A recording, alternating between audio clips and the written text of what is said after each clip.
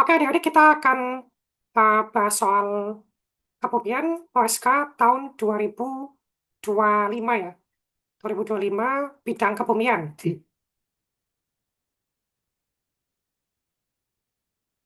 Nanti saya akan coret-coret langsung di sini ya. Nanti soal, nanti materi dan proses seperti itu. Oke, soal tahun kemarin kita masuk ke bagian geologi dulu ya. Adik-adik coba untuk dua soal dulu ya. Sudah dua, coba 2 menit. Silakan coba dibaca dulu eh, sambil dicoba kira-kira jawabannya apa nih? Nomor satu ini tentang tentang umur bumi ya. Kalau nggak salah tahun 2024 juga nomor satu juga ngomongin tentang ini. Umur bumi. Nomor dua tentang siklus batuan. Oke, coba silakan kira-kira apa jawabannya.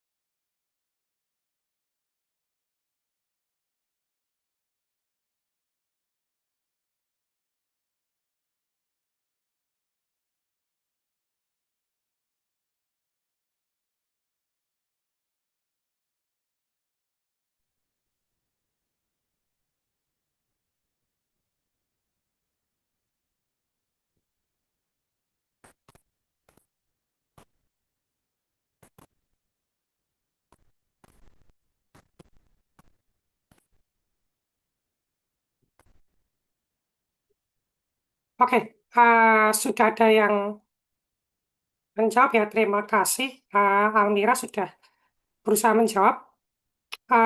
Baik, sebentar. Ini tempat saya agak lemot sedikit. Saya izin off cam sebentar.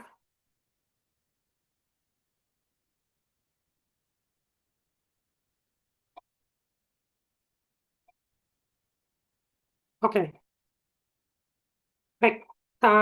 Coba kita bahas ya untuk soal nomor satu. Nomor satu, salah satu bukti bahwa bumi berusia lebih dari 4,5 miliar tahun adalah berasal dari, oke, itu masuk soal yang mudah ya, soal yang cukup mudah, easy ya. Dan tadi ada yang berusaha menjawab, Almira menjawab A.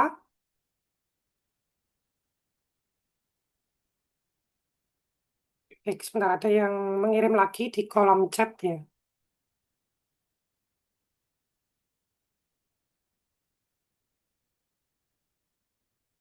Maaf, sebentar saya buka.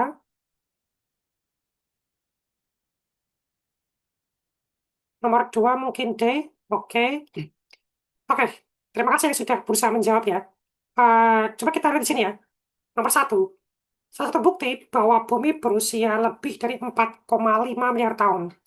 Memang para ahli geologi, geofisika, dan ahli kebumian itu menduga bahwa bumi kita telah berumur sekitar 4,5 sampai 4,6.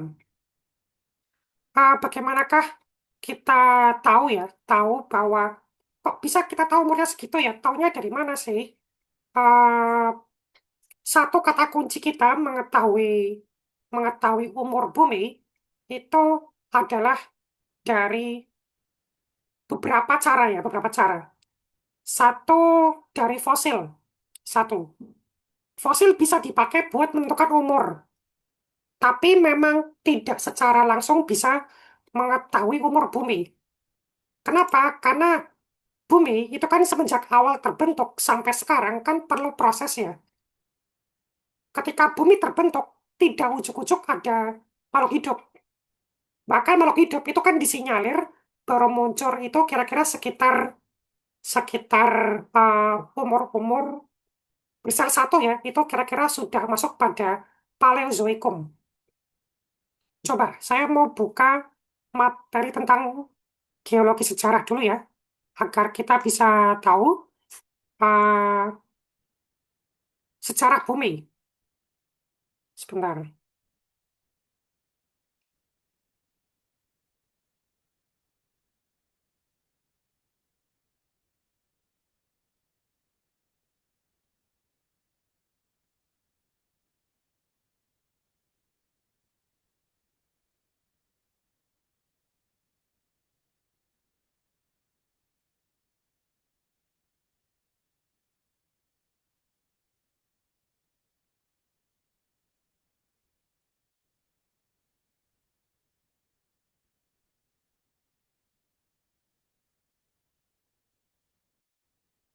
Nah, oke. Ini sambil saya buka, ini saya ambil dari materi milik Pak Saladin Husain, dosen di Teknik Geologi UGM.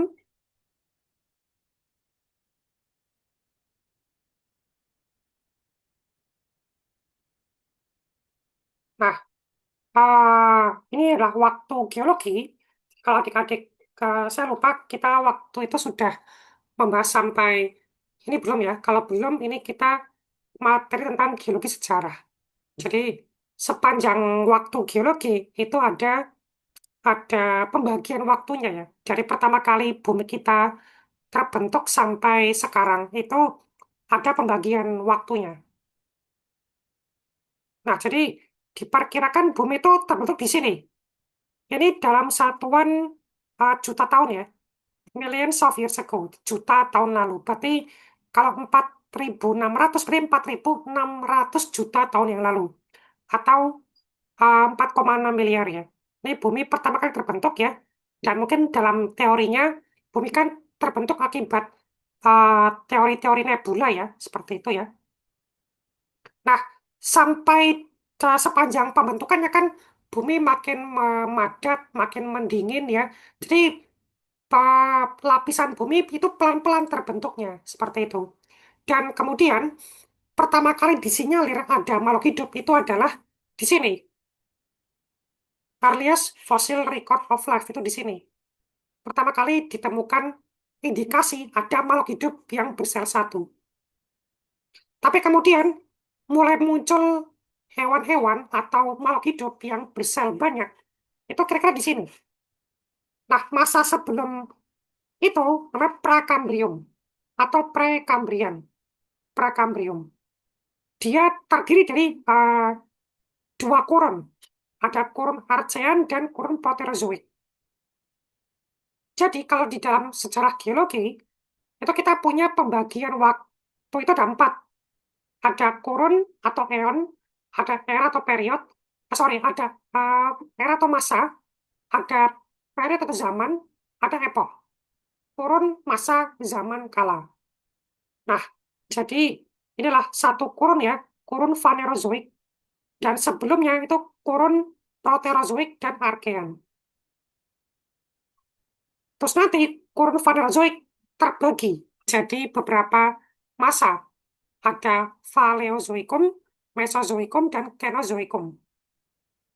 Nanti satu masa terbagi jadi beberapa zaman. Ada kalau masa Paleozoikum ada zaman Kambrium, Ordovisium, Silur, Devon, Karbon, Permian, dan lain-lainnya. Nah, kala atau epoch cuma ditemukan di sini, di masa Kenozoikum zaman tersier kuarter, terbagi di beberapa uh, kala, epoch itu kala. Di sini dia nggak ada kalanya, dia cuma sampai zaman. Ini juga cuma sampai zaman, nggak ada kalanya. Jadi itulah sejarah bumi kita ya. Nanti dari pertama kali muncul ya, bumi kita sampai sekarang itu ada pembagian pembagian waktunya. Kapan dinosaurus itu muncul berkembang, kapan amfibi pertama kali, kapan ikan pertama kali, kapan muncul zaman es dan lain sebagainya. Itu skala waktu geologi. Dan semua bisa didapatkan, kita bisa tahu ya, bisa tahu umur umur itu dari sini fosil tertua. Tapi fosil tertua itu kan fosilnya. Fosil kan berarti kan makhluk hidup kan. Fosil tertua itu aja di sini. Dia tidak mewakili umur bumi. Padahal bumi di sini dia terbentuknya. Di di sekitar sini itu tidak ada fosil, tidak ada makhluk hidup karena kan bumi masih pembentukan. Jadi kalau kita memilih jawaban yang E itu masih salah karena belum sampai menunjukkan umur bumi. Apalagi kata pada lapisan sedimen. Sedimen itu kan lapisan permukaan. Dia itu tidak sampai merepresentasikan umur bumi. Karena sedimen pun juga berubah-ubah. Bisa tererosi, terabrasi, terbentuk lagi, sedimentasi lagi, dan sebagainya. Maka bisa berubah-ubah. Lalu, perhitungan berdasarkan laju pendinginan bumi. Ah, laju pendinginan bumi itu kita tidak bisa menghitung ya sampai sana. Karena laju pendinginan ya, itu kan terbentuknya di sini kalau laju pendinginan. Di sini kan, ini bumi itu mendingin. Dari yang tadinya panas, panas itu mendingin, memadat ya. Maka kalau kita ngitung laju pendinginan, cuma ngitung di sini saja. Dari 3.800 juta tahun sampai 4.600. Cuma mewakili berapa nih? Mewakili sekitar 800 juta tahun. Jadi tidak mewakili. Nah, jawaban yang benar nomor satu adalah dari penanggalan atau dating meteorit yang A. Kenapa kok meteorit?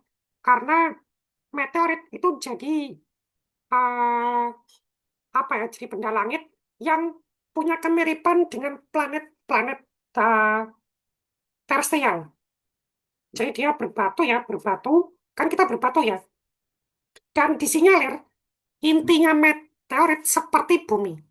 Dengan kita melakukan dating pada meteorit dan tahu umurnya meteorit, maka bisa tahu umur bumi. Karena antara bumi kita secara material dengan meteorit itu dianggap, diasumsikan punya kesamaan.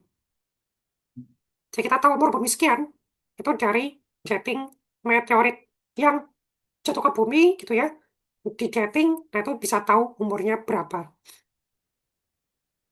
Kenapa yang B salah? Karena ini kan batuan tertua. Batuan di bumi itu kan ada di litosfer ya. Dan litosfer itu kan dia bisa berubah-ubah karena tektonik lempeng. Jadi tidak mewakili umur bumi yang awal. Karena ketika bumi awal terbentuk, kan bisa jadi belum ada litosfer, belum ada batuan. Bumi masih panas, belum ada batuan. Gitu. Di nomor satu, yang tepat adalah yang A, penanggalan meteorit. Oke, nomor satu A. Sekarang kita ke nomor dua. Masuk ke siklus batuan, petrologi ya, batuan. Nah, pernyataan yang paling tepat untuk mendefinisikan siklus batuan. Oke, kita cari yang paling tepat ya.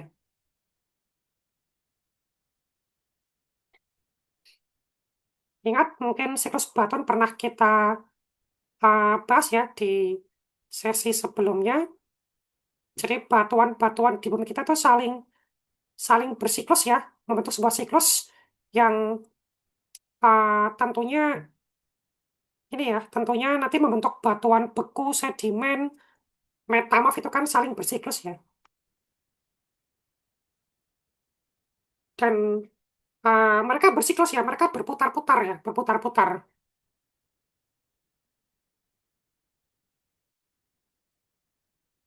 Nah, kita cari yang paling tepat. Pergerakan batu-batuan besar menuruni lereng yang curam. Eh, bisa, tapi cuma mewakili paling yang di sini ya. Transportasi paling ya. Ketika batuan lapuk ya, misalkan batuan beku itu lapuk misalkan, atau batuan metamorf lapuk misalkan di permukaan bumi. Atau batuan sedimen sendiri pun juga lapuk, bisa lapuk. Lapuk kan kemudian dia akan terpecah-pecah, terabrasi, tererosi, terus terbawa ke tempat lain, dan bisa dibawa sama air, sama angin, dan sebagainya. Kalau di bawah air, kan akan bergerak ya ke, ke tempat yang lebih rendah. Jadi, bisa sih, tapi cuma mewakili yang transportasi saja. Jadi tidak mewakili siklus batuan yang lebih lebih umum ya. Perubahan batuan hasil pembekuan magma di kerak samudra dari punggungan tengah samudra ke zona subduksi. Oke, ini kalau pembekuan magma ya di kerak samudra. Berarti kan magma yang di zona ini ya, di zona divergen ya. Divergen ya, masih ingat ya divergen ketika dua lempeng berpisah, magma di tengahnya naik ya, membentuk lempeng samudra yang baru. Membeku, pembekuan magma. Ya, dia mewakili di sini ya, pembekuan magma ya. Magma mengkristal, mengkristal membentuk batuan beku intrusif. Ya, itu mewakili ya. Cuma mewakili yang sini saja ya. Mewakili yang sebelah sini saja.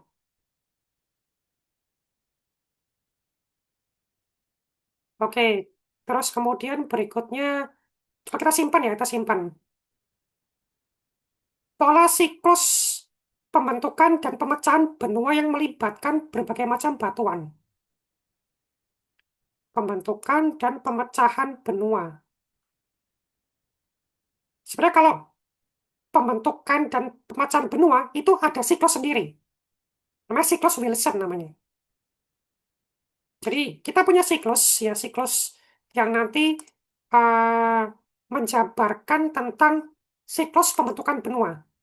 Benua-benua yang tadinya bersatu, terpecah-pecah, kemudian nanti menyatu lagi, pecah lagi. Itu memang ada siklusnya. Memang siklus Wilson. Coba kita eh, buka ya, seperti apa siklus Wilson. Sebentar, saya bukakan materinya.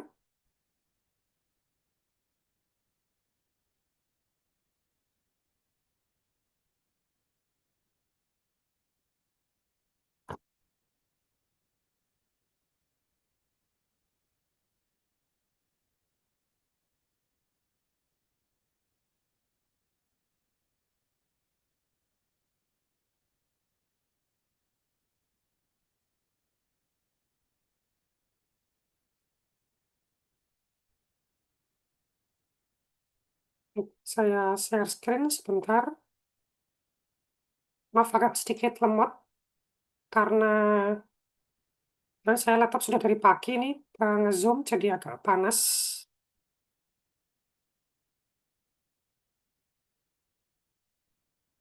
Nah, siklus Wilson ya, ini siklus pergerakan lempeng ya. Jadi nanti dari suatu super benua, kemudian nanti retak, rifting ya, mekar, kemudian nanti dari retak yang kecil, dari retak yang besar, spreading atau pemekaran, kemudian nanti ada subduksi, kolisi, tumbukan, mereka ada yang bertabrakan ya, bersatu lagi, jadi super benua lagi. Dan sekarang kita kan sedang dalam fase ini ya.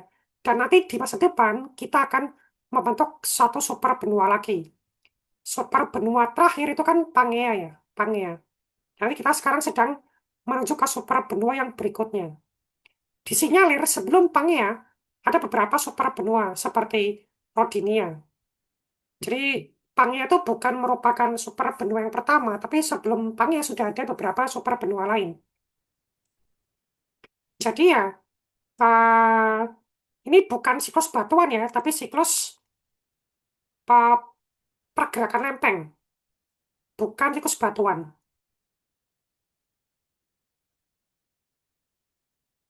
Yang D, transformasi jenis batuan yang berkelanjutan dari satu jenis ke jenis yang lain. Oke, ini sepertinya jawabannya ya, karena betul ya, karena eh, siklus batuan kan merupakan perubahan-perubahan ya dari magma, jadi batuan beku, jadi sedimen, jadi metamorf, dan berputar-putar secara berkelanjutan, bersiklus. Yang E, perubahan batuan masif, jadi batu berlapis. Ya bisa sih, tapi dia cuma mewakili batuan masif seperti batuan beku, jadi batuan sedimen yang berlapis. Cuma mewakili satu dua komponen ya.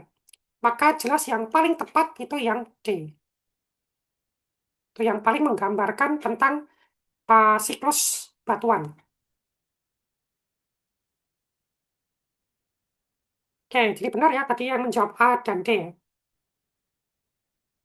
Oke, semangat kita lanjutkan lagi ya. Nomor berikutnya nomor 3 dan nomor 4. Seperti biasa, coba 2 menit dibaca dulu dan kira-kira apa jawabannya.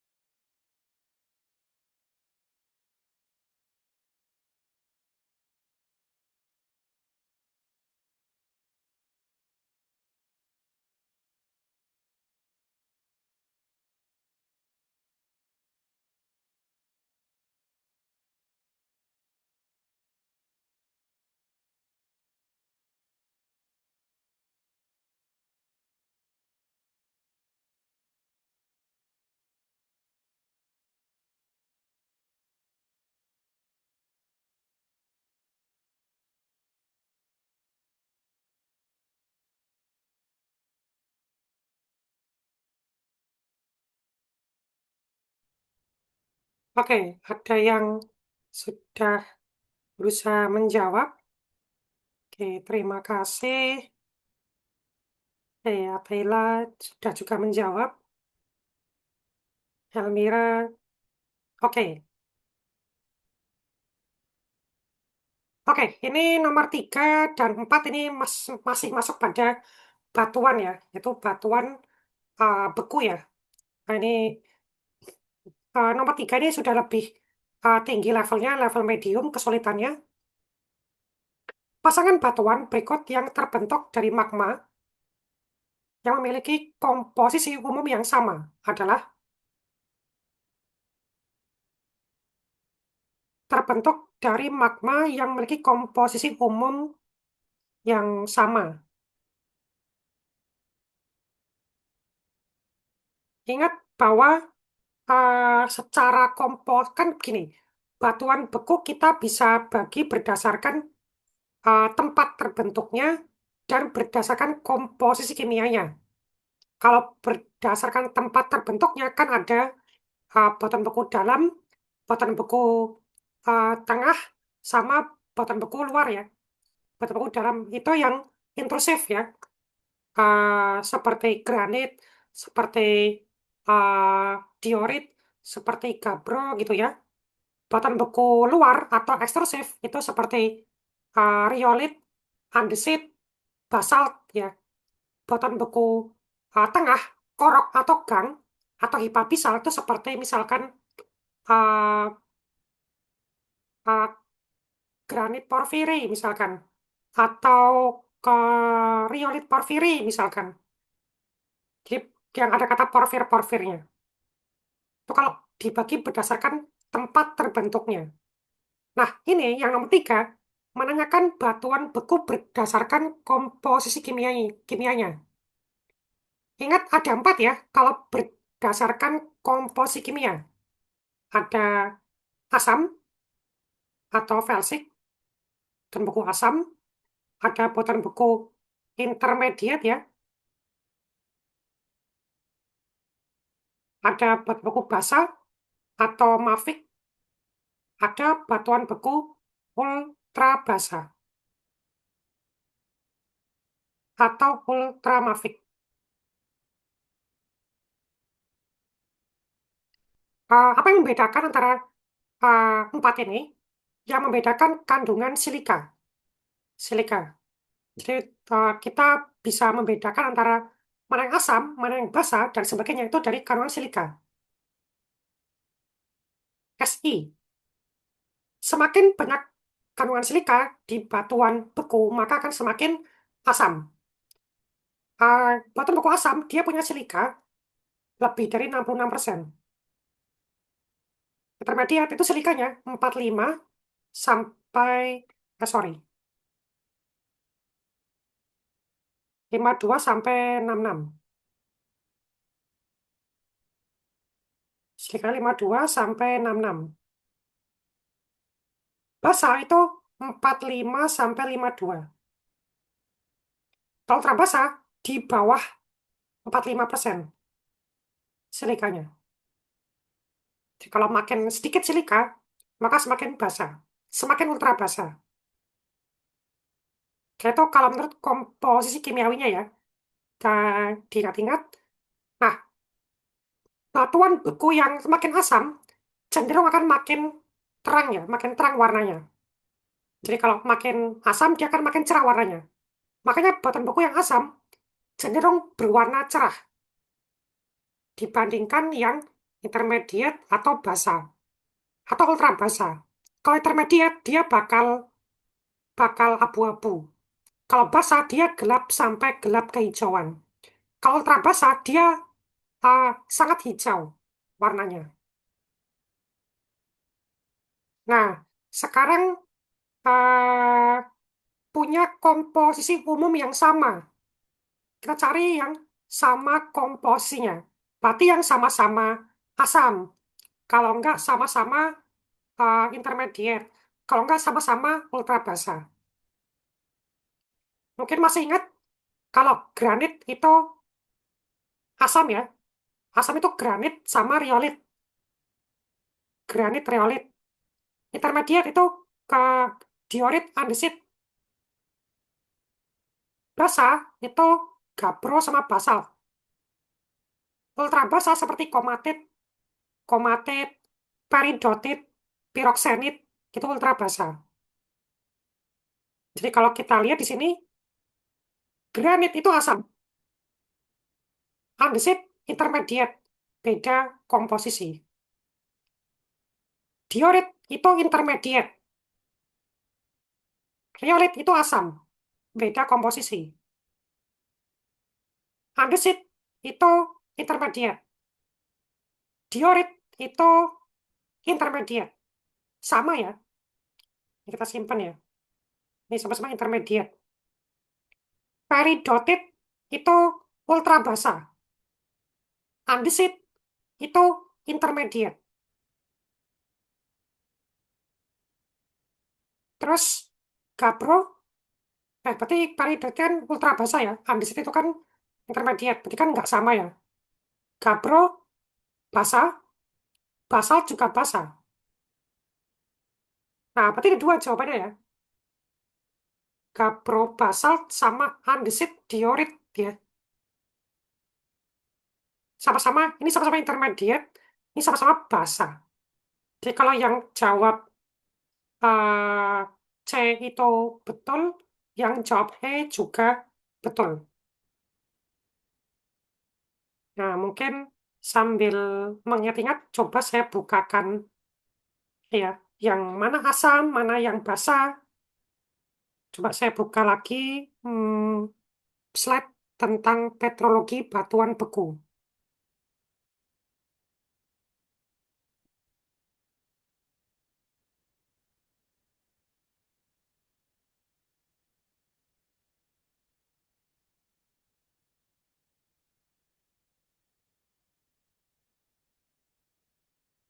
Nah, ini ya, ini kalau batuan beku yang asam ya, ini versik ya, ini kan lebih terang dibandingkan yang basa atau mafik.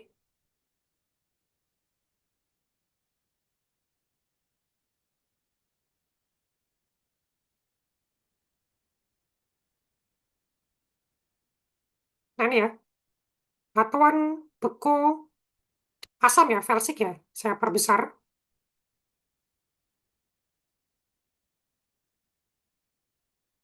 Nah, ini yang asam ya, ini granit dan riolit ya. Ini dia satu komposisi atau sama komposisinya. Tapi dia beda tempat terbentuknya. Kalau ini kan terbentuk di, kalau yang ini adalah intrusif ya. Kalau ini ekstrusif. Nah, tapi ini granit sama riolit itu sama-sama asam. Dia punya komposisi yang lebih seragam. Nah, kalau intermediate ada diorit, ada andesit, ada dasit, ada granodiorit. Mereka intermediate. Jadi diorit andesit ini cenderung sama, gabro basalt sama-sama basa. Oke.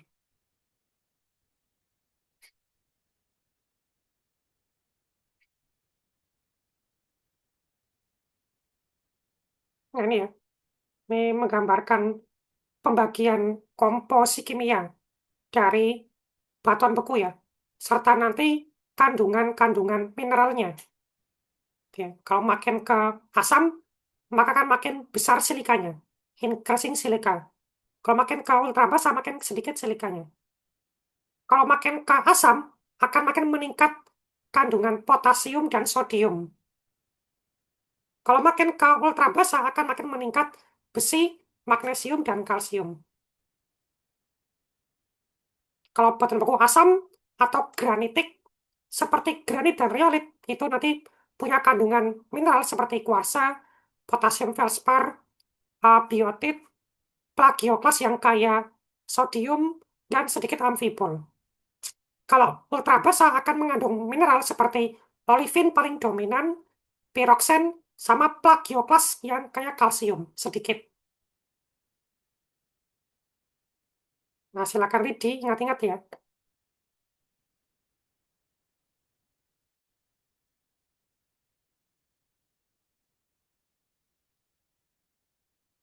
Oh, oke, maaf kalau agak cepat-cepat tadi ya. Tadi untuk batuan beku yang asam ya tadi ya, ada granit sama riolit ya. Sama riolit. Lalu intermediate ada diorit dan andesit, itu contoh batuannya. Kalau batuan beku basa ada gabbro dan basalt. Untuk batuan beku ultra basa ada peridotit dan komatit. Kalau makin ke asam ya, ini makin ke asam nih, makin ke kiri, maka silikanya makin tinggi. Kalau makin ke asam, di sini kandungan potasium sama sodiumnya tuh makin tinggi. Kalau makin ke ultra basa, di sini kandungan besi, magnesium, dan kalsiumnya makin tinggi. Kalau makin ke basa dan ultra basa, sesuai dengan tanahnya ya. Dan ini merupakan kandungan mineralnya. Jadi contoh misalkan ya, kita ada pertanyaan, batuan beku bernama Gabbro, itu kandungan mineralnya apa saja gitu ya. Nah itu jawabannya, itu tinggal kita cek aja di sini. Oh ada hijaunya, berarti mengandung olivin. Ada coklatnya, berarti mengandung piroksen. Ada coklat yang ini, berarti mengandung amfibol sedikit. Dan mengandung plagioklas yang kaya akan kalsium. Kalau ditanya, kandungan mineral dari batuan beku basa, seperti gabro atau basalt. Kalau ditanya batuan beku seperti riolit atau granit yang asam, kandungan mineralnya apa saja? Nah, jawabannya tinggal dicek aja di sini. Yang masuk zona ini ada apa saja? Ada kuarsa, ada potasium feldspar, ada plagioklas yang kaya akan sodium, bisa ada muskovit, ada biotit, sama ada amfibol. Itu kandungan mineralnya.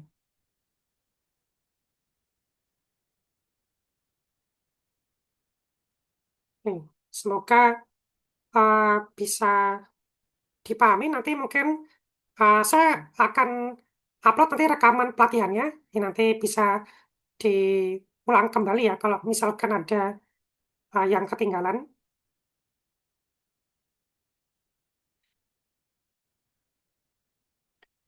Oke, jadi tadi uh, dua ya, jawabannya andesit dan diorit itu sama-sama intermediate.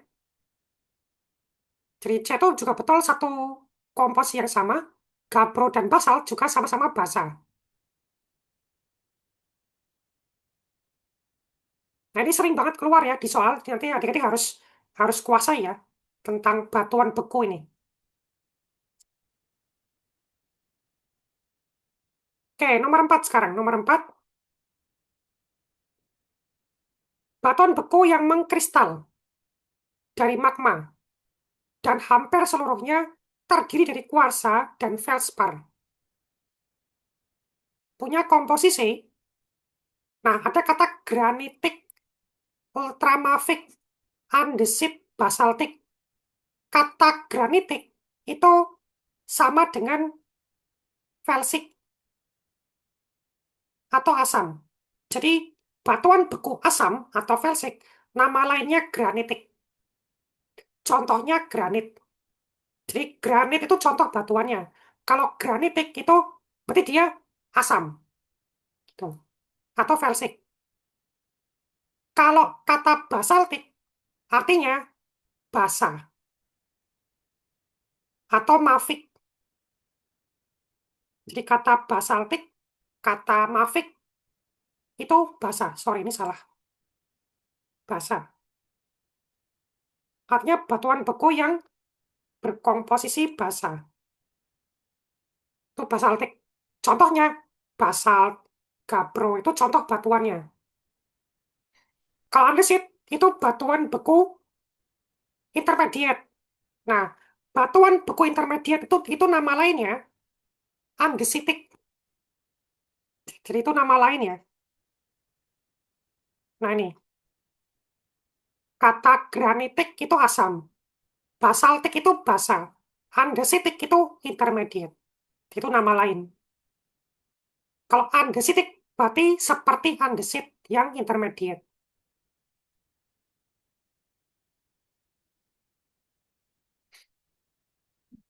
Kalau ultramafik itu kan ultra basa.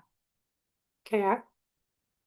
Jadi kalau di sini yang tidak mungkin jawabannya, kan nggak mungkin andesit. Kan yang ditanyakan kan komposisi. Komposisinya apa? Apakah asam? Apakah basa? Apakah ultra basa? Atau apakah intermediate? Itu kan yang nanti kita cari ya. Komposisinya apa? Maka C nggak mungkin. C itu kan nama batuan. Coba, kalau hampir seluruhnya kuarsa dan feldspar. Kuarsa dan feldspar. Kalau kita kembali ke grafik tadi, ini bagian ini ya. Kuarsa memang dominan, kita akan temukan dominan itu di batuan beku asam. Batuan beku intermediate pun juga kalau mengandung kuarsa cuma sedikit.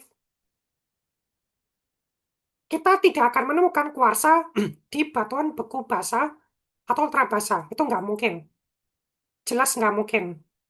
Terbentuknya di batuan yang lebih asam kalau kuarsa. Sama tadi kan selain kuarsa kan juga felspar ya. Felspar. Felspar itu ada dua.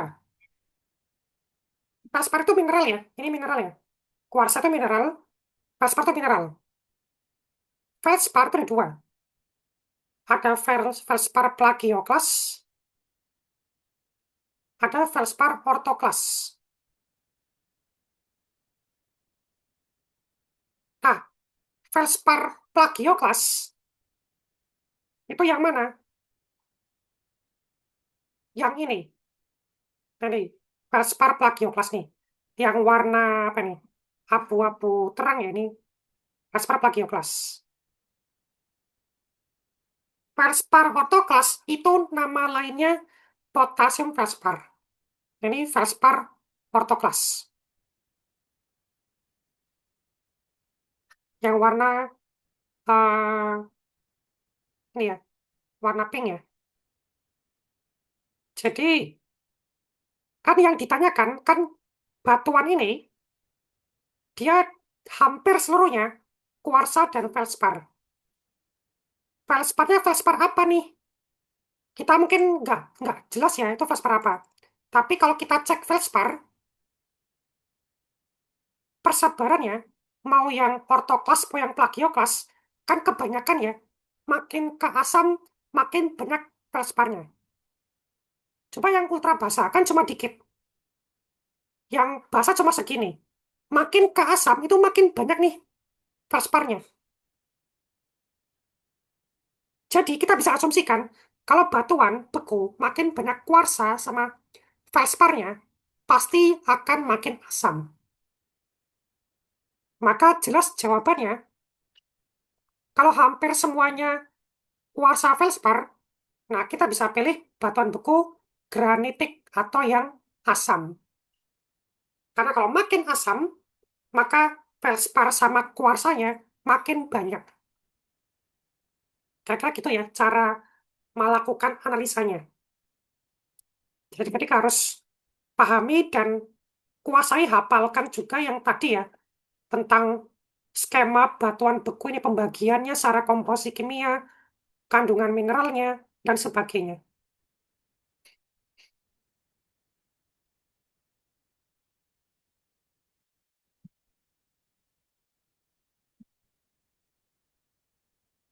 Oke, itu nomor 4. Gas, kita lanjut lagi ya. Nomor 5 sudah masuk ke batuan sedimen.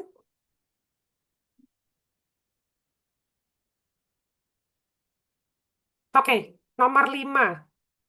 Langsung aja ya, nomor 5 ya. Langsung aja. Ini masuk ke batuan sedimen dan ini masih pada siklus batuan.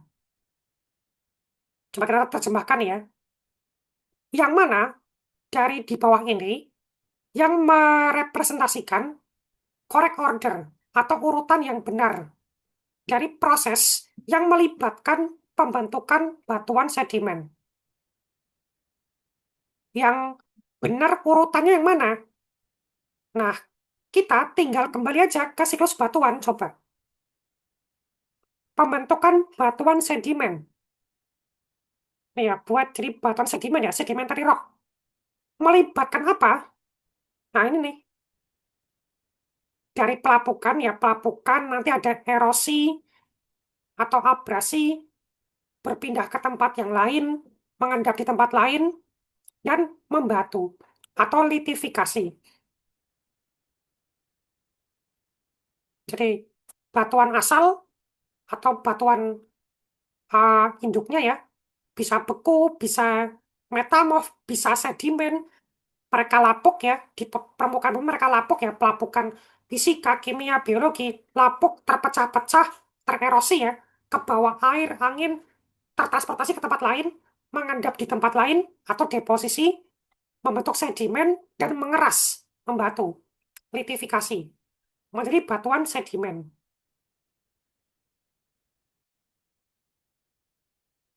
Oke, jadi jawabannya yang pasti kompaksi kan memadat ya, memadat itu kan bagian dari litifikasi ya. Litifikasi itu pembatuan, mencakup kompaksi, memadat, dan sementasi, dipadatkan dan tersemen, itu pembatuan. Jadi kompaksi pasti terakhir ya, masa di awal? Jelas salah, kalau kompaksi di awal itu salah. Pengendapan kan nggak di awal ya, masa mengendap langsung kan nggak mungkin. Antara pelapukan sama erosi duluan mana? Pasti duluan lapuk ya. Lapuk baru tererosi. Kan gitu ya. Ini kebalik nih. Ya, pelapuk dulu, kena erosi, tererosi terpecah-pecah ya. Terlepas dari batuan asalnya, terbawa ke tempat lain ya. Tertransportasi ya. Ini harusnya ada transportasi. Terus mengendap di tempat lain. Kemudian kompaksi dan sementasi. Ini kan litifikasi ya. Terpadatkan dan tersemen. Ya, pasti lebih tepatnya yang D ya. Daripada jawaban yang lain. Gitu kan.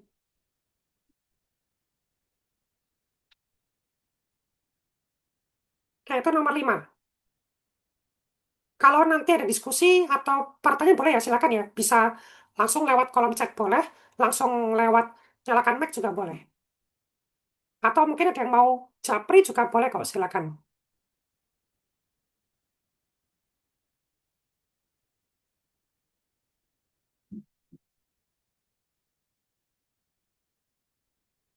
Gas, kita lanjut lagi ya, nomor 6 dan 7. Oke, coba 2 menit ya kita coba. Saya beri kesempatan untuk coba dibaca dulu soalnya dan dicari kira-kira apa jawabannya.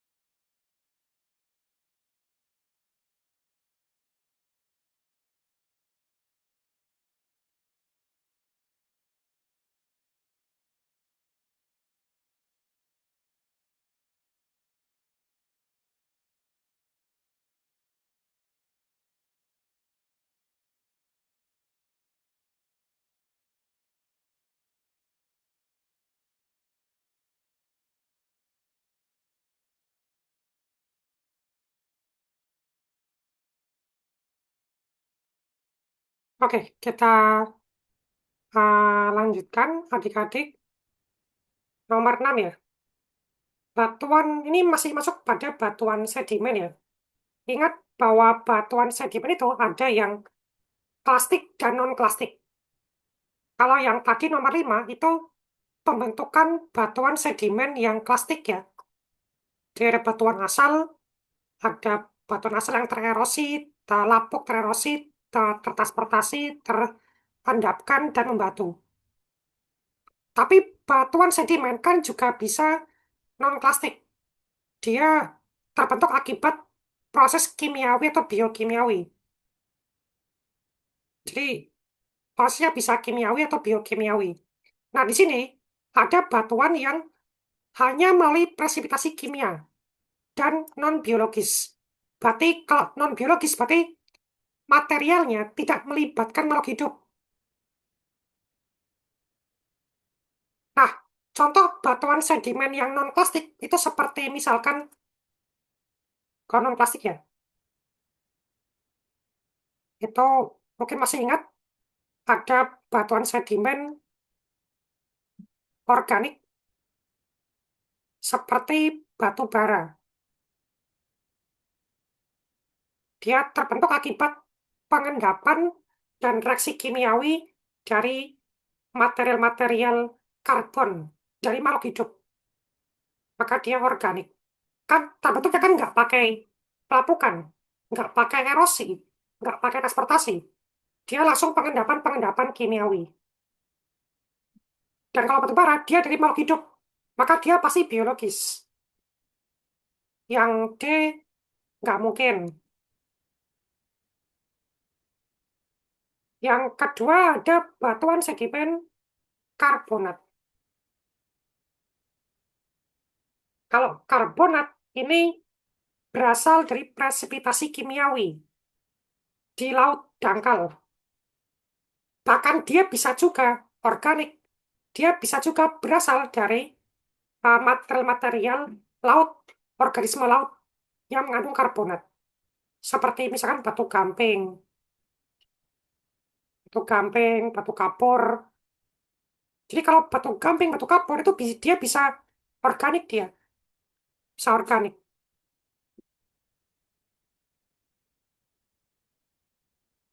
Jadi dia ada organiknya dia. Kemudian batu lempung, ingat batu lempung. Kemudian juga ada batu lanau, ada batu pasir, ada eksi, konglomerat. Itu merupakan batuan sedimen plastik ya, bukan non-plastik. Maka jelas yang ini bukan, karena kan kita kan batuan sedimen yang non-plastik ya, bukan yang plastik.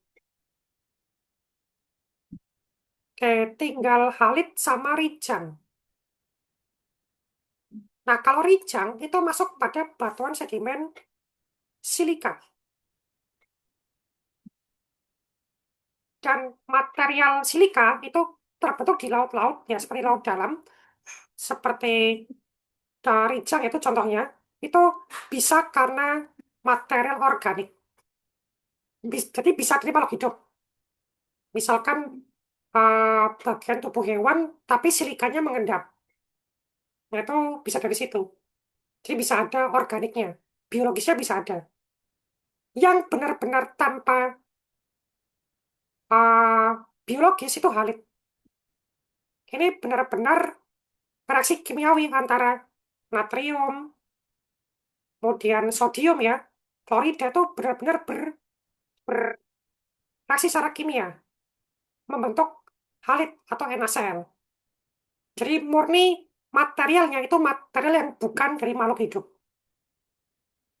Nah ini halid ya. Nah ini nomor 6 itu halid jawabannya.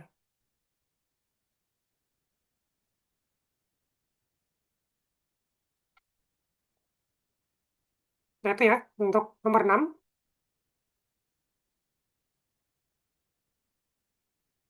Kita ke nomor 7 sekarang.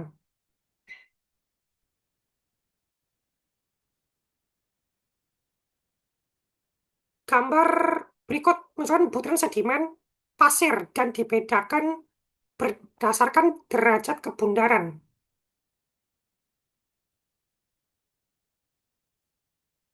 Oke, batuan sedimen ini batuan yang memang berbutir-butir ya. Kalau batuan beku sama metamorf itu tersun dari kristal-kristal mineral. Kalau dan masif ya, kalau beku dan metamorf. Tapi kalau sedimen, dia berbutir-butir, tersun dari butir-butir. Dan untuk batuan sedimen ada beberapa beberapa deskripsi. Kalau di batuan beku kan kita mendeskripsikan itu kan ada warnanya, struktur, tekstur, komposisi mineral, sama eh, sama bentuk mineral. Kalau misalkan di sedimen, itu nanti kita mendeskripsikan batuan sedimen, itu nanti warna, sorry, kalau warna, ya warna bisa. Warna, struktur, tekstur, bentuk butiran, derajat kebundaran, sortasi, kemas, itu deskripsi batuan sedimen. Nah, di sini yang ditanyakan butiran pasir yang tertransportasi paling jauh. Nah, jadi derajat kebundaran atau roughness itu bisa menggambarkan tentang seberapa jauh si material itu tertransportasi.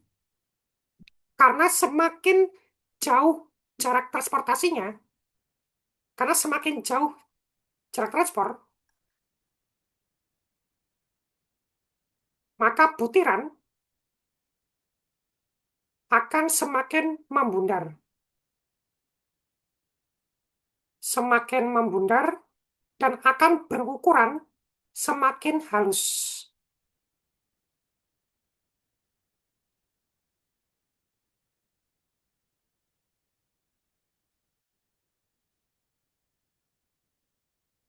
Oke, ada yang sudah menjawab E. Sebentar, saya coba kita review sedikit untuk materinya.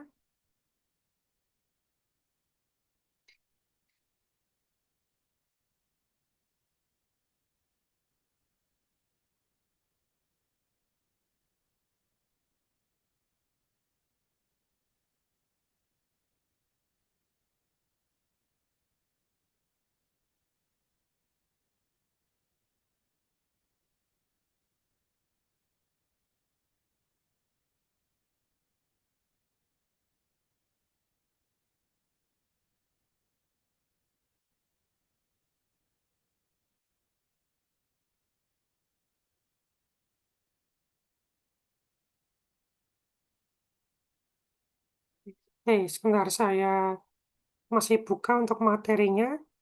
Ada satu gambar menarik, bisa kita lihat.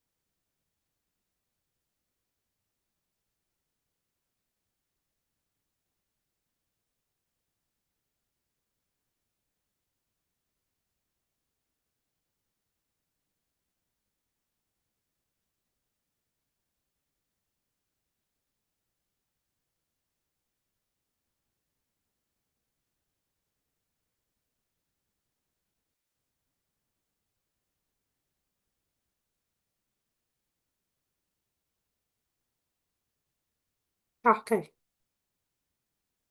saya share screen.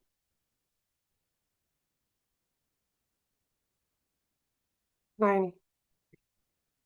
Jadi, nanti ukuran butir serta nanti derajat kebundaran itu akan dipengaruhi sama jarak transport. Kalau ini misalkan batuan asal ya, atau tempat asal batuan dia tertransport ya. Ketika jarak transport makin jauh, maka ukuran butir akan semakin kecil. Karena kan semakin dia bepergian, kan dia nabrak sana, nabrak sini gitu kan, saling bertabrakan dengan butiran lain gitu ya, dengan air dan sebagainya. Maka dia akan makin halus. Makanya material-material seperti lempung-lempungan, pasir-pasir itu kan dia di dekat-dekat muara atau di hilir ya, dibandingkan di hulu. Terus kemudian ketika semakin jauh transportasi, maka akan semakin semakin membundar, makin membundar. Jadi kalau misalkan di sini ya, di sini, itu dia rounded, akan makin membundar. Kalau dia masih dekat sama sumbernya, maka dia masih akan angular. Atau masih akan, ini ya, angular ya. Jadi dia masih dekat sama sumbernya.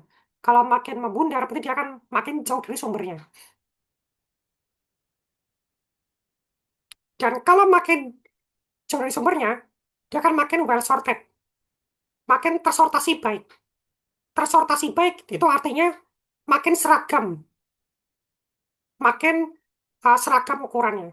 Tapi kalau dia makin very poorly sorted atau makin jelek sortasi, maka dia makin nggak seragam ukurannya. Jadi dia masih dekat sama sumbernya. Jadi kalau makin jauh dari sumbernya, akan makin kecil ukurannya, akan makin membundar, akan makin bersortasi baik, serta nanti kalau misalkan makin jauh, maka kandungannya akan kebanyakan kandungan kuarsa dan lempungan. Kalau makin dekat sama sumbernya, atau dia transportasi belum jauh, ukurannya makin besar, makin angular bentuknya, makin jelek sortasinya, dan akan makin banyak kandungan mineral basa dan feldsparnya.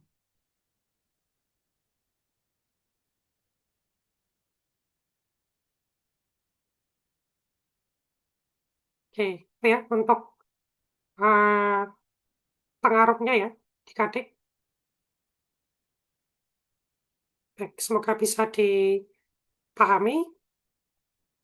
Jadi, kalau kita kembali ke soal ya,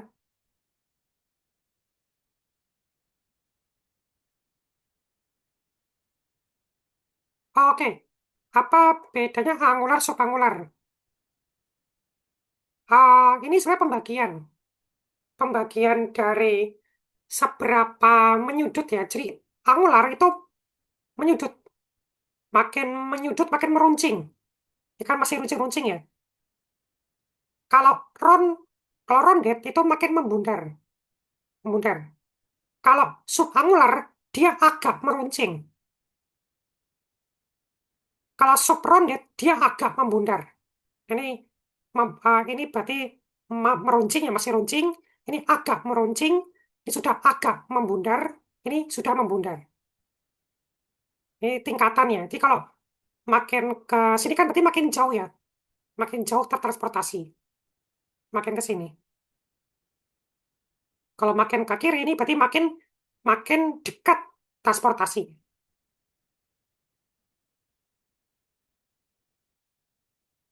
Nih, jadi saya bisa katakan di sini ya, ini kan berarti sangat membundar ya. Ini ya agak membundar, ini agak-agak membundar lah ya. Ini agak menyudut atau ini subangular, ini angular.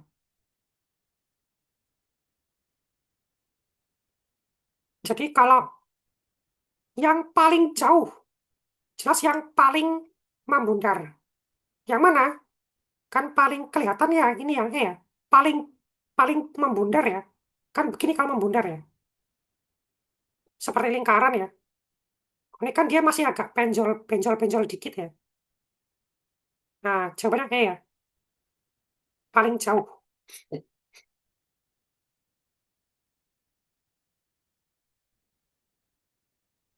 Yaitu nomor 7. Oke, kita lanjutkan adik-adik ke nomor 8 dan 9. Nah, 8 dulu aja. Ini agak panjang, ada gambarnya. Oke, ada gambar ya, seperti ini ya. Coba 1-2 menit. Kira-kira apa jawabannya?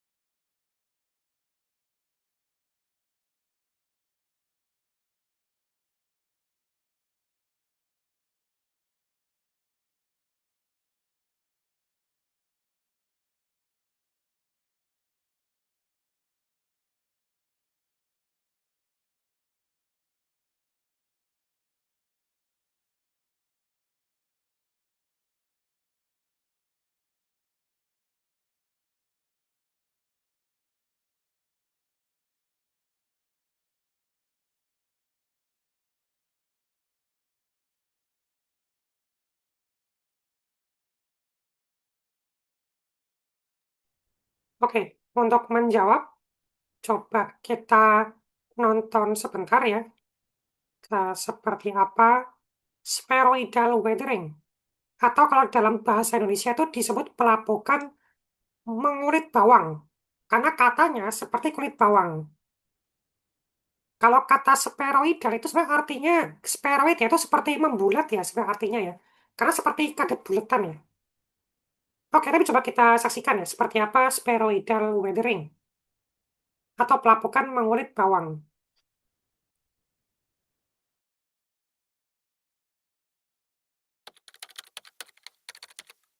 What is spheroidal weathering? Have you ever wondered how rocks can transform from sharp-edged formations into smooth, rounded boulders? This fascinating process is known as spheroidal weathering. It plays a significant role in the weathering of rocks and contributes to the rock cycle and rock formation. Spheroidal weathering is a geological process that breaks down rocks into rounded shapes. It is a type of exfoliation, which means layers of rock peel away, similar to how an onion loses its skin. This process begins when water seeps into cracks and joints in the rock. When water enters these fractures, it can freeze and expand. This expansion creates pressure that pushes the rock apart, a phenomenon called frost wedging. As the joints widen, more surface area becomes exposed to chemical weathering. Water that is slightly acidic, often due to dissolved carbon dioxide, reacts with minerals in the rock. Common minerals affected include feldspars and pyroxenes. These minerals break down into clay minerals, which can expand and contract with changes in moisture, further weakening the rock structure. As the weathering process continues, the rock starts to break into smaller cubes. The corners and edges of these cubes weather faster than the flat faces because they have more exposed surface area. Over time, this uneven weathering leads to the formation of rounded shapes as the corners and edges wear away more quickly. Spheroidal weathering is responsible for creating unique geological features. You can often find rounded boulders in areas where rocks have undergone prolonged weathering. This type of weathering is essential in understanding rock formation and the rock cycle.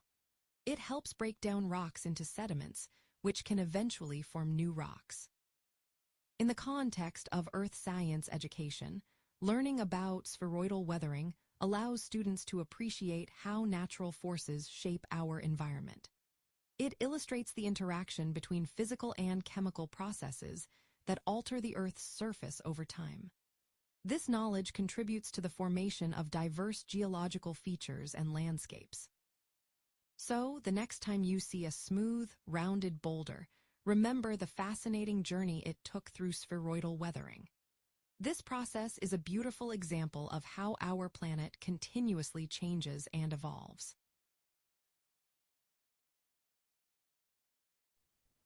Mungkin satu lagi kita ada video menarik seperti apa pelapukan ini ya, mengelupas seperti bawang, spheroidal.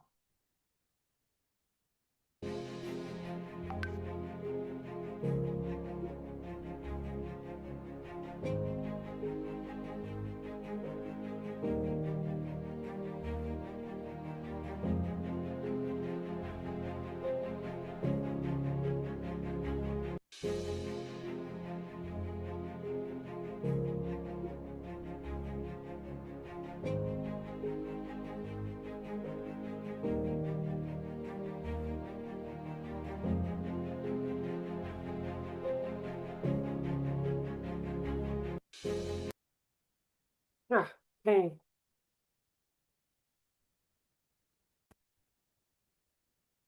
coba kita lihat ya ini. Terus apa nih jawabannya nih untuk pelapukan membola? Sebenarnya kalau kita bicara pelapukan membola, itu sebenarnya terjadinya kebanyakan pada batuan-batuan beku yang masif sebenarnya. Bukan pada batuan-batuan sedimen ya. Ini kalau misalkan yang pilihan yang D ya, pelapukan pada batuan lunak seperti batu lempung dan batu lanau. Ini dia nggak bisa. Batuan yang lunak seperti lempung dan latar itu nggak bisa mengalami pelapukan spheroidal. Jadi terjadi pada batuan yang lebih keras atau yang lebih masif. Maka yang D itu bukan, yang A itu juga bukan karena dia bilang pada sedimen. Sedimen itu lebih tidak masif ya. Nah, pelapukan spheroidal itu kan terjadi karena tadi ya ada air masuk ya, masuk pada celah-celah. Karena misalkan dia retak-retak ada kekar-kekar, air masuk ya. Kadang airnya kemudian mengembang, nyusut gitu ya. Dan akhirnya dia bikin mineral seperti feldspar dan piroxen itu membentuk lempung yang bisa ngembang nyusut. Jadi kalau misalkan di luarnya dia kayak gini ya, dia sudah terbentuk lempung dia. Karena dari tadi batuan yang keras, yang masif, kemudian si lempung, si feldspar sama piroxen itu melarut ya, nggak stabil. Jadi lempung dia. Lebih tepat yang B. Kalau misalkan kekar, kekar itu mengkontrol juga memberikan memberikan apa memberikan kontribusi, cuma tidak dominan. Jadi kalau misalkan kekar itu terbentuk, itu kan kalau kekar itu kan dia ada yang kadang berpola ya, berpola, berpola gitu ya, berpola, atau kadang nggak berpola gitu ya, kalau kekar. Jadi tapi kekar itu jarang yang membentuk pola membundar gitu ya, itu jarang, jarang sekali. Jadi kalau pengaruh kekar itu ya nggak ada penjelasannya kalau dia bisa bikin pelapukan yang membulat seperti ini. Dan memang bukan karena kekar yang intensif ya, bukan. Tapi keberadaan kekar itu bisa memicu pelapukan. Ya, lebih tepat nomor 8 itu yang B.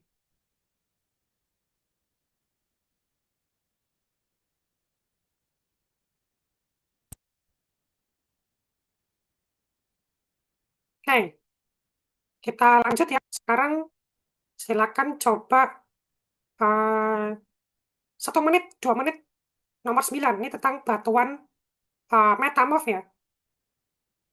Pernyataan yang tidak tepat. Oke, kira-kira apa jawabannya?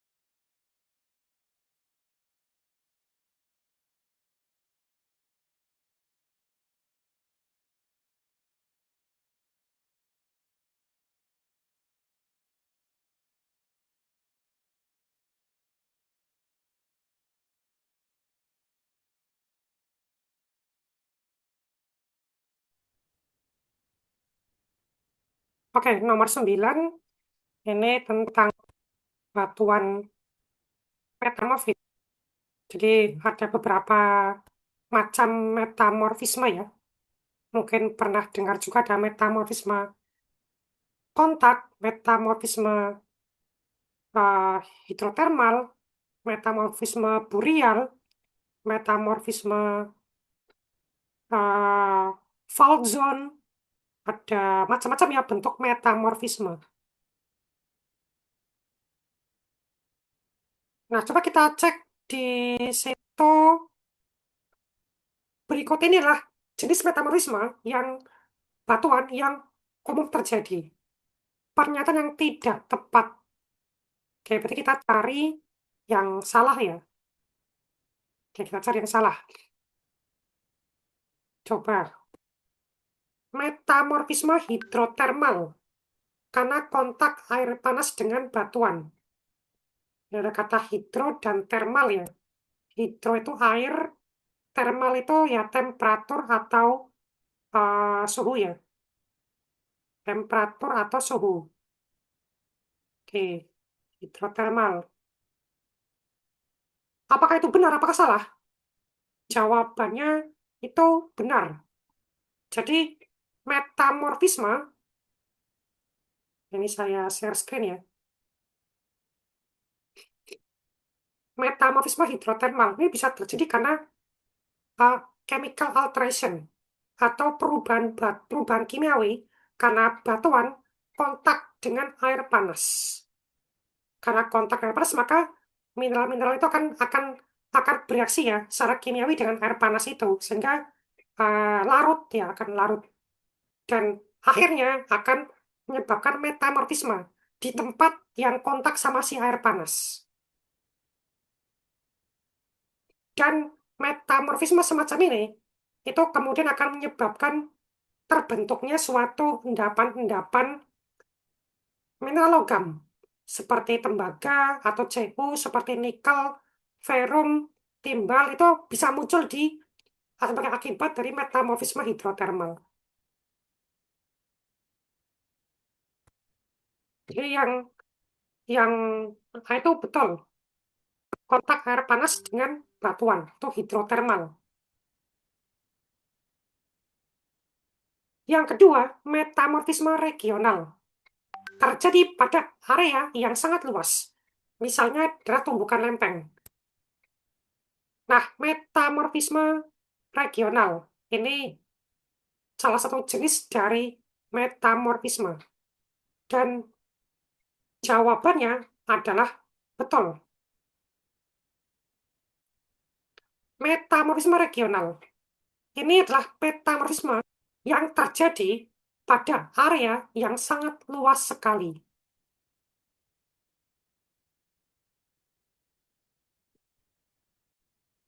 Dan biasanya terjadi pada daerah sekitar-sekitar perbatasan lempeng atau tabrakan lempeng. Nah, metamorfisme regional terbagi jadi dua. Ada dua pembagian, yaitu ada metamorfisme, ya, ada metamorfisme burial sama metamorfisme dinamotermal. Kita langsung cek ya, pertama ya. Yang pertama, ada metamorfisme burial, ini contoh dari metamorfisme regional. Terjadi karena penguburan. Terjadi pada cekungan sedimen yang kemudian dia terkubur dalam area yang luas sekali. Luas dan dalam, terkubur sedimen karena tekanan dari atas akibat berat sedimen, maka akan mengalami metamorfisme.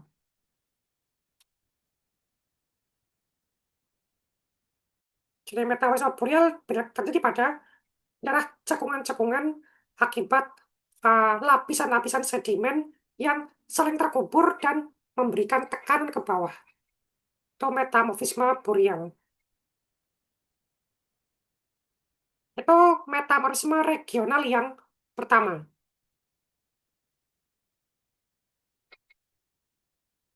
Nah, metamorfisme regional yang kedua, selain burial juga ada dinamotermal. Terjadi karena adanya tekanan dan panas. Terjadi ketika lempeng-lempeng sering converging, sering bertabrakan. Sehingga kemudian batuan akan terkena tekanan, juga akan meningkat temperaturnya.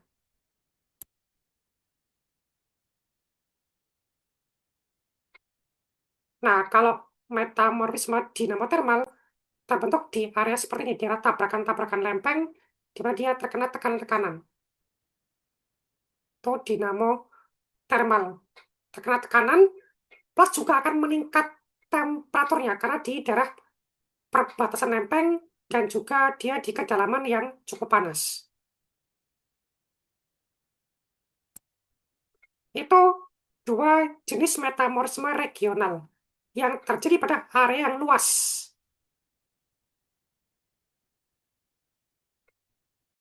Jadi kalau yang jawaban B ini juga benar ya, tadi kan yang akan benar ya.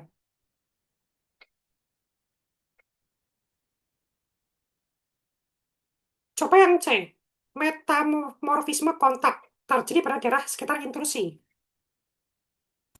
Kontak metamorfisme. Ini juga merupakan jenis metamorfisme ya, adik-adik ya. Dan kalau kata kontak metamorfisme memang terbentuk karena adanya kontak. Kontak antara apa? Antara batuan sama eh, sumber panas. Nah, ini misalkan ya, ini adalah magma nih, yang panas.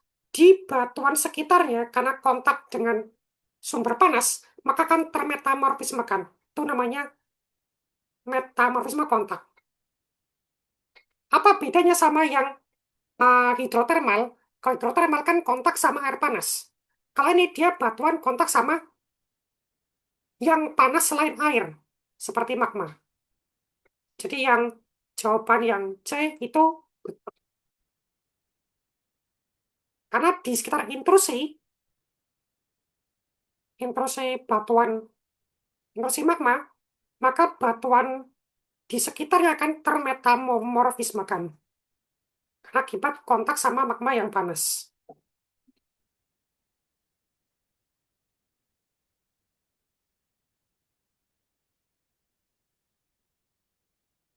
Terus ada beberapa jenis metamorfisme lainnya.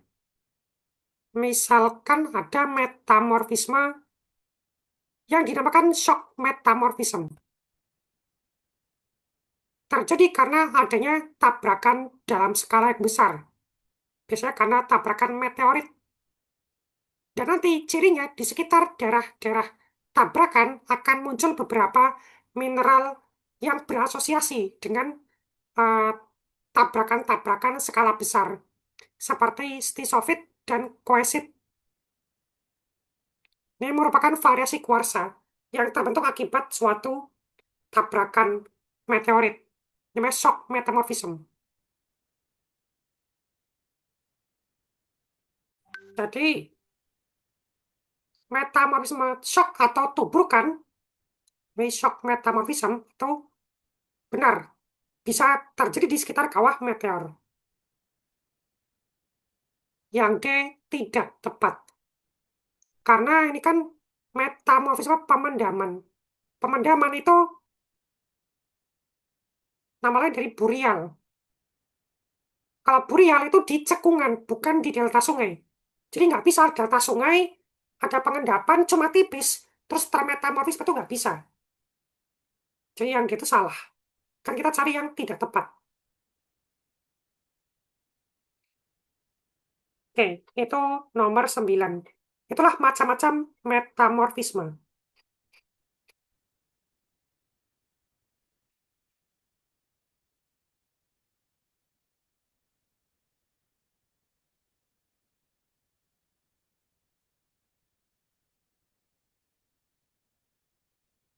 Oke, nomor 9. Ya, kita gas lanjut lagi ya.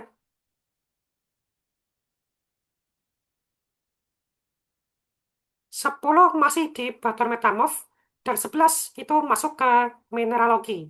Oke, 2 menit silakan coba dibaca dan kira-kira apa jawabannya.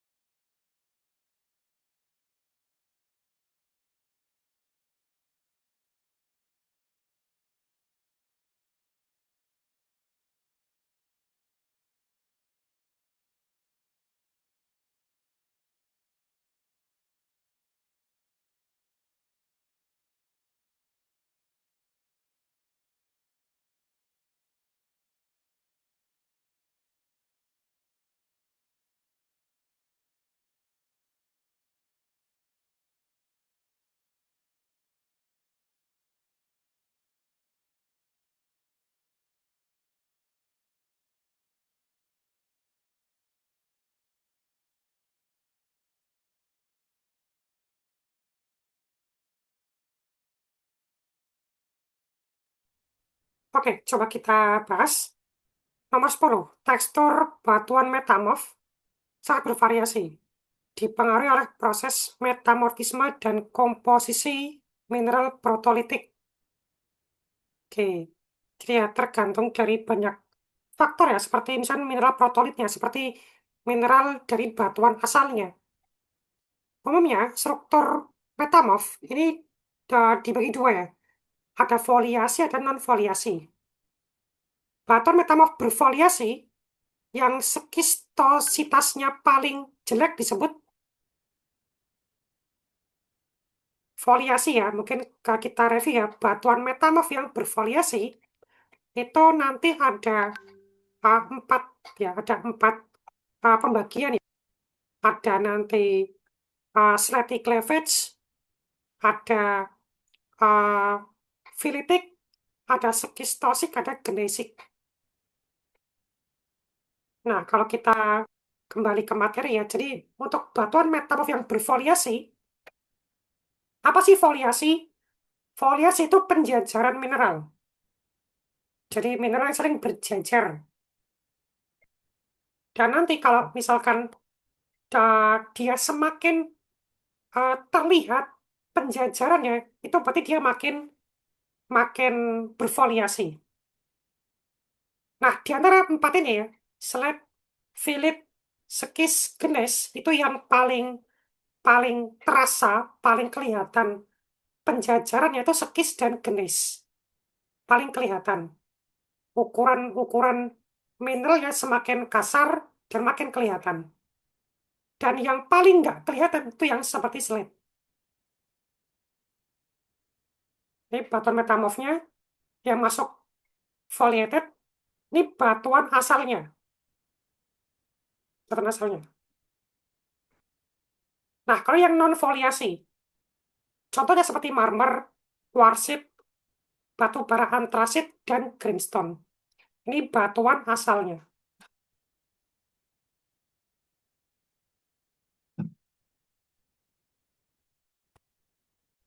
Nah, di sini kalau kita lihat ya nomor 10, yang tingkat foliasinya atau tingkat penjajarannya yang paling besar, sorry, eh, ini di sini bukan paling besar ya, skistositasnya paling jelek,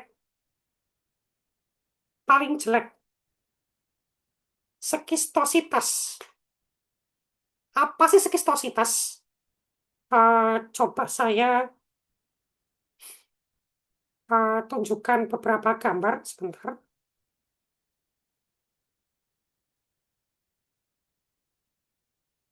Skistosity ya, skistosit itu semacam ya seperti kasaran penjajaran ya. Semoga ketemu gambarnya.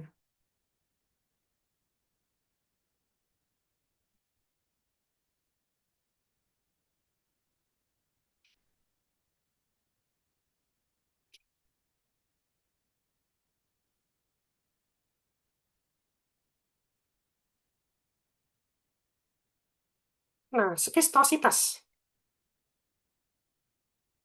Skistositas itu apa sih? Jadi merupakan layering ya, atau seperti pelapisan ya, pada batuan berbutir kasar. Ya, nanti dia paralel ya, paralel.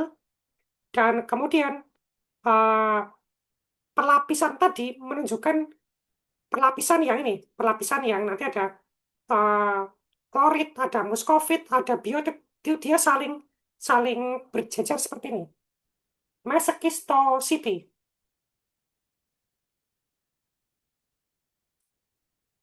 Yang paling bagus ya siapa? Yang paling bagus ya dia itu yang seperti sekis. Paling bagus sekistositasnya. Itu paling paling bagus ya skis.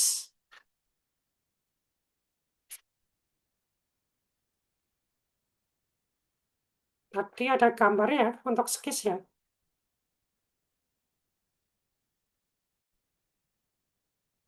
Skis.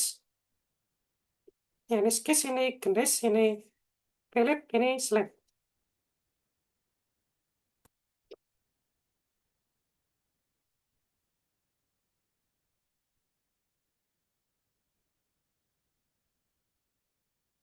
Nah, terus kalau kita kembali ke sini ya, jadi kalau skistositas yang paling bagus ya, jawabannya skis ya, skis. Terus yang paling jelek itu siapa?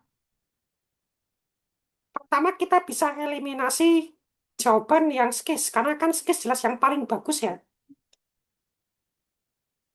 Dan kita bisa eliminasi milonit, ya, milonit. Kenapa? Karena kalau milonit, batuan metamorf yang non-foliasi.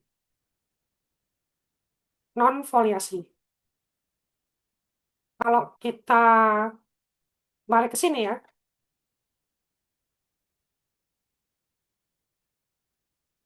nah, kalau non-foliasi nanti ada hornfelsik, ada kataklastik, ada milonitik, ada filonitik. Jadi milonit itu batuan metamorf yang non-foliasi. Jelas jauh ya, jauh. Bukan foliasi. Terus ada slate. Slate ini salah. Kenapa? Karena kalau slate itu hampir tidak berfoliasi atau belum berfoliasi.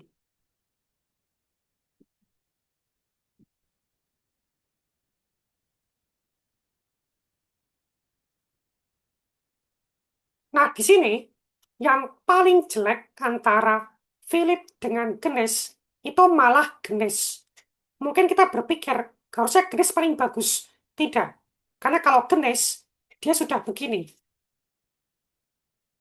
Ini kalau Genes. Nah, kalau skistosity itu gini, gini, gini, gini, gini, gini, gini, gini. Itu skistosity. Yang paling bagus itu ya skis. Yang paling jelek itu adalah gneiss. Paling jelek. Kalau Philip itu agak bagus. Kalau Philip dia lumayan, udah mulai kelihatan ya. Udah mulai agak kelihatan untuk skistosity-nya. Kalau gneiss dia emang udah jelas begini ya, udah bukan skis lagi. Jadi skistositas yang paling jelek itu gneiss. Waktu soal ini keluar banyak yang salah. Pada jawab slate, padahal gneiss. Kalau slate, dia belum ada foliasi, belum ada skistosity.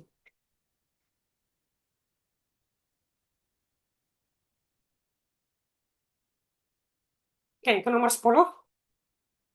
Sekarang kita ke nomor 11. Polimorfisme. Kemampuan suatu komposisi kimia tertentu untuk mengkristal dalam lebih dari satu bentuk struktur kristal.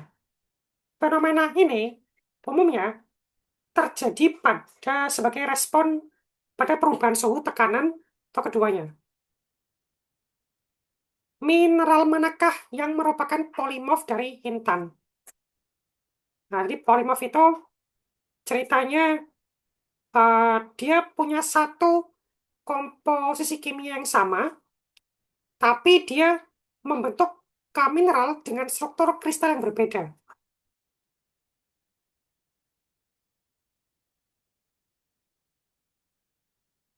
Contoh, di sini adalah intan. Intan itu polimorfnya dengan grafit.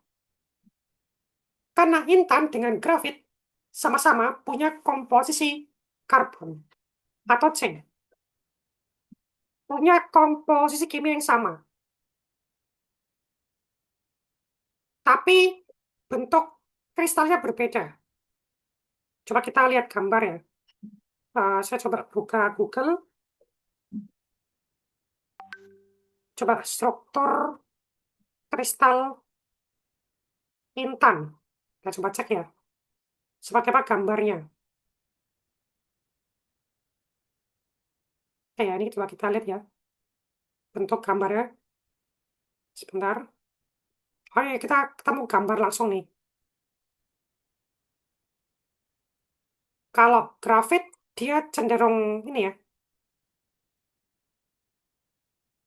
berbentuk segi enam ya. Sementara kalau intan lebih ke kubus.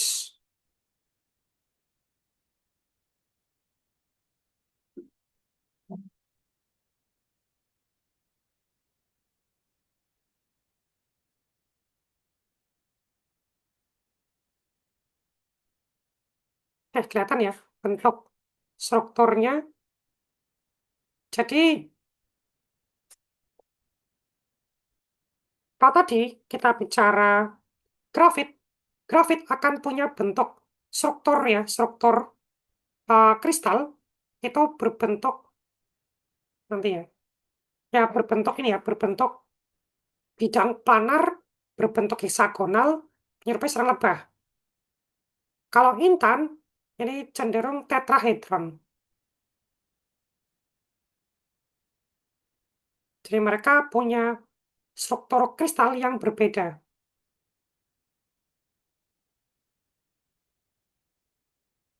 tapi sama-sama punya komposisi C, karbon. Itu sama kayak antara kalsit ya. Kalsit itu dia punya polimorf dengan aragonit. Sama-sama CaCO3, kalsium karbonat. Tapi struktur kristalnya itu berbeda. Bentuk kristalnya berbeda. Saya cari gambarnya ya.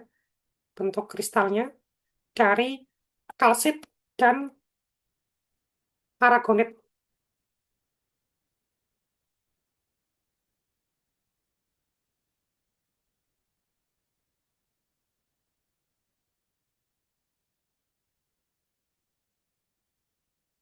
Nah, kalsit punya sistem kristal trigonal atau heksagonal.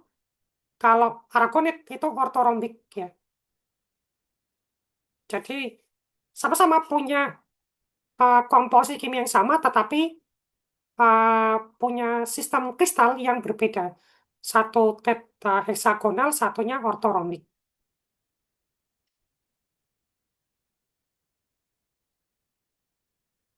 Ortorombik, kalau kalsit dia heksagonal atau trigonal.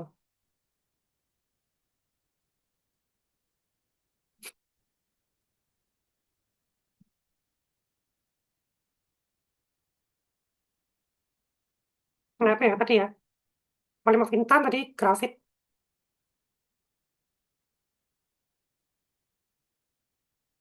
Mungkin satu lagi ya sebelum ini soal kita terakhir ya.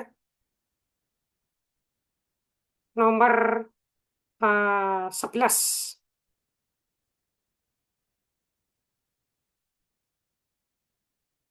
Nomor 12.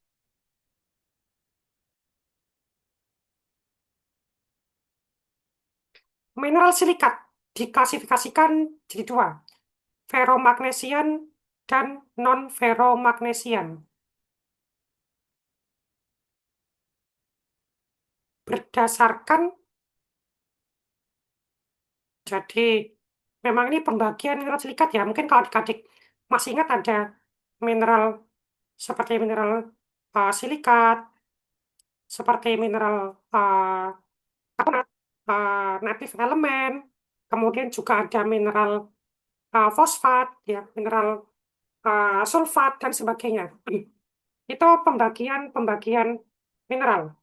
Nah, mineral silikat itu kan mineral yang didominasi sama silikat ya, atau Si ya, Si, baik sebentar, Si,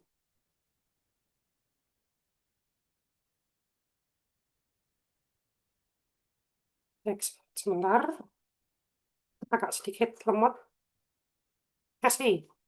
Dan silikat terbagi di dua, ada ferromagnesian dan non-ferromagnesian. Nah, apa yang membedakan?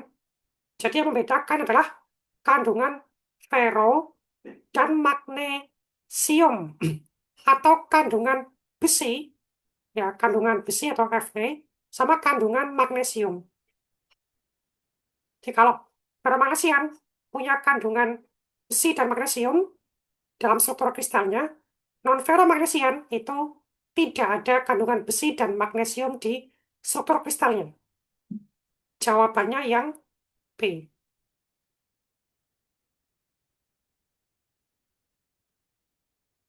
Oh, sebentar, maaf. Belum tershare screen ya? Oke. Nah, kalau adik-adik mungkin masih ingat macam-macam mineral silikat ya, kan ada kuarsa, ada feldspar, ada seperti uh, muskovit, kemudian ada biotit, dan sebagainya. Coba perhatikan apa? Coba perhatikan unsurnya. Saya coba akan bukakan eh, mineral silikat ya sebentar ya.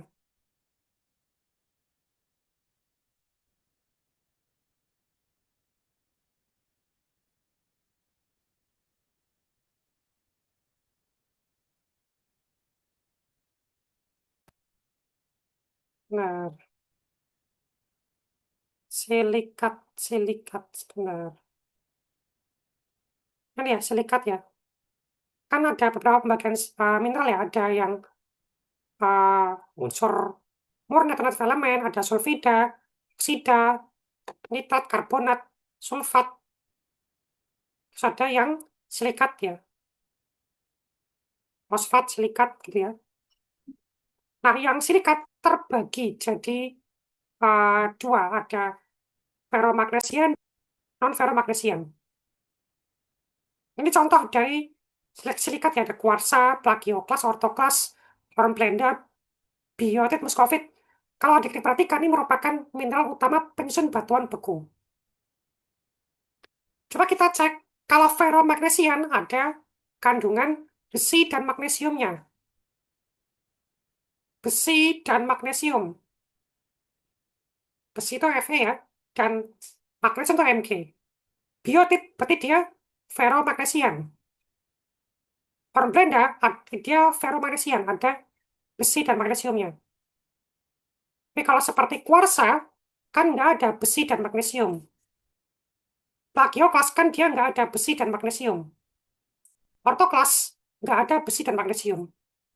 Jadi kita bisa tahu mana yang non-ferromagnesian, mana yang ferromagnesian. Tergantung dari ada tidaknya kandungan besi dan magnesium. Nah, itu ya, nomor 12. Oke, adik-adik itu tadi pembahasan kita sampai nomor 12. Dan nanti di pertemuan berikutnya, insya Allah kita akan lanjutkan ya untuk nomor-nomor berikutnya.